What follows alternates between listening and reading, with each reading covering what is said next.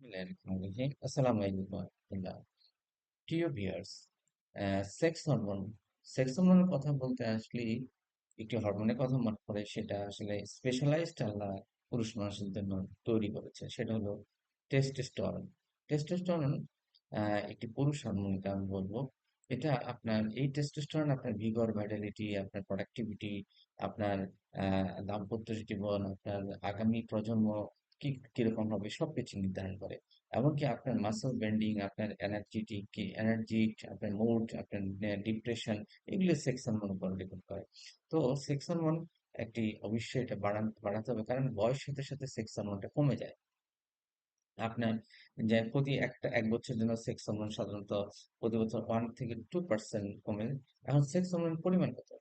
পুরুষের sex hormone, একটা প্রাপ্তবয়স্ক অ্যাডাল্ট পুরুষের সেক্স হরমোন হলো 8.7 to 29 ন্যানোমোল প্রতি লিটারে, ন্যানোমোল প্রতি লিটার। অর্থাৎ আপনার এই পরিমাণ সেক্স মানে 8.7 থেকে 29% থাকলে আপনি নর্মাল ধরবেন।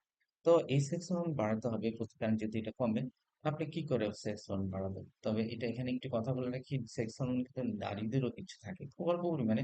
ওদের বিভিন্ন মেটাবলিজম কাজে, বিভিন্ন হরমোন ব্যালেন্সিং কাজে এটা কাজ করে। স্বাভাবিকভাবে পুরুষের সেক্স হরমোন বাড়ানোর জন্য লাগবে হলে ঘুম লাগবে। 7 থেকে 9 ঘন্টা ঘুম ম্যান্ডেটরি। তবে আপনার যদি কম ঘুমান, প্র্যাকটিস হয়ে যায়, 6 ঘন্টা 5 ঘন্টা ঘুমালে এটা নর্মাল থাকে। নিয়মিত ব্যায়াম, এক্সারসাইজ, তারপরে আপনি করলে আপনার লাইফস্টাইল চেঞ্জ, এক্সারসাইজ, তারপরে যেমন কার্ডিও, এগুলি যদি আপনি করেন, তাহলে আপনার সেক্স হরমোনটা নর্মাল থাকে। সুষম খাবার, নিয়মিত সুষম খাবার, পুষ্টিকর খাবার খেতে হবে। ডিম, মাছ, বাদাম, তারপর দুধ, সবুজ শাকসবজি, পর্যাপ্ত প্রোটিন, স্বাস্থ্যকর ফ্যাট।